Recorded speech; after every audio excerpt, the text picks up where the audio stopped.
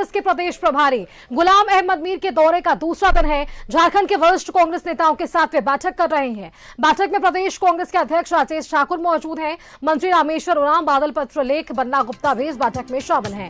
सुबोध कांत सहाय, सांसद सुखदेव भगत, प्रदीप यादव भी मौजूद हैं।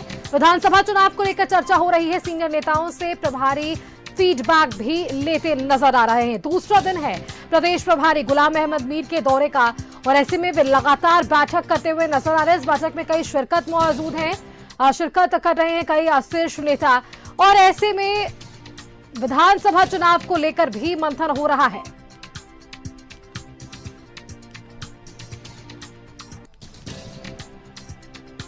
कांग्रेस के सीनियर लीडर्स के साथ प्रदेश प्रभारी ने बैठक की है।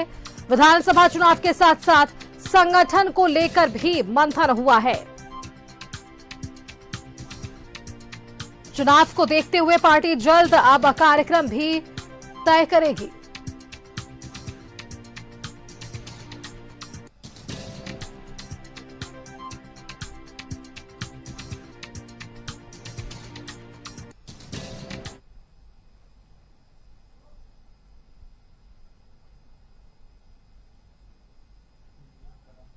और चलिए इसी खबर पर और भी अधिक जानकारी के साथ हमारे साथ कांग्रेस मुख्यालय से हमारे संवाददाता विपिन उपाध्याय जुड़ रहे हैं, उनका रुख कर लेते हैं। विपिन, देखिए कांग्रेस भी रेस नजर आ रही है क्योंकि महज कुछ महीने बचे हुए हैं, विधानसभा चुनाव भी बेहद नजदीक है और ऐसे में लगातार का जो है बैठकों का दौर चल रहा है। कांग्रेस के प्रदेश प्रभारी गुलाम अहमद मीर यहां पहुंचने आज दूसरा दिन है। वरिष्ठ कांग्रेस नेताओं के साथ वे बैठक कर रहे हैं। किन मुद्दों पर चर्चा होती हुई नजर आ रही है विपिन?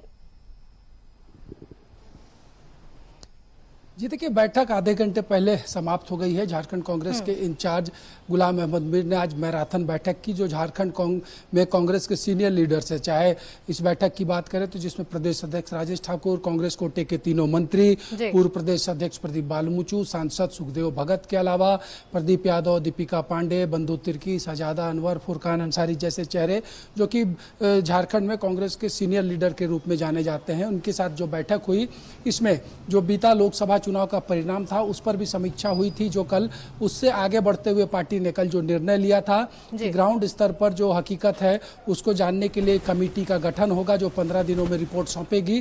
तो उसी कड़ी में पूर्व प्रदेश अध्यक्ष प्रदीप बालमुचू की अगुवाई में एक कमेटी का गठन होगा आज शाम तक और ये कमेटी अगले 15 दिनों तक कांग्रेस की लड़ी हुई 7 लोकसभा सीट का दौरा करेगी और वहां के ग्राउंड रियलिटी को रिपोर्ट बनाकर प्रदेश प्रभारी को सौंपेगी। जिस तरीके से कल ही कांग्रेस ने यह तय किया कि समीक्षा के साथ विधानसभा चुनाव की तैयारियों का आगाज हो चुका है, तो उस निमित्त भी संगठन की मजबूती, सरकार और संगठन में तालमेल और जो सरकार के जरिए जनता के महत्वपूर्ण मुद्दे हैं उसको किस तरीके से सुलझाया जाए, इसको लेकर भी प्लान तैयार किया गया है। और उसी आधार पर जो विधानसभा के चुनाव इस साल के अंत में होने हैं तो प्रभारी ने स्पष्ट तौर पर कहा है कि समय कम बचा है और बचे हुए इस समय में काम ज़्यादा करना है, संगठन को और धारदार बनाना है और जो परिणाम आया है उसकी समीक्षा कर उससे आगे बढ़ते हुए कैसे ज़्यादा बेहतर और सार्थक परिणाम विधानसभा के चुनाव में कांग्रेस अपनी तरफ से गठबंधन के लिए ला सके, इस पर फोकस करना है। चलिए विपिन, बिल्कुल इस तरीके से लगातार ये बैठकों का दौर चल रहा है और विधानसभा चुनाव भी बेहद नजदीक है और ऐसे में प्रदेश प्रभारी यहां पर पहुंचते हैं और निर्देश भी काफी दिए गए तमाम अधिकारियों को ताकि विधानसभा चुनाव भी लोगों का बेहतरीन तरीके से बाहर निकलकर सामने आ सके। विपिन, आपका बहुत बहुत धन्यवाद हमारे साथ जुड़ने के लिए और इस खबर पर अपडेट्स हमारे दर्शकों के साथ साझा करने के लिए कि इस बैठक में क्या कुछ निर्देश कांग्रेस के प्रदेश प्रभारी गुलाम अहमद मीर के जरिए दी गई है। साथ ही साथ आपको यह भी बताएं कि मंथन हुआ है पिछले लोकसभा चुनाव के परिणाम का, साथ ही साथ आने वाले विधानसभा चुनाव को लेकर भी कई निर्देश जारी किए गए हैं।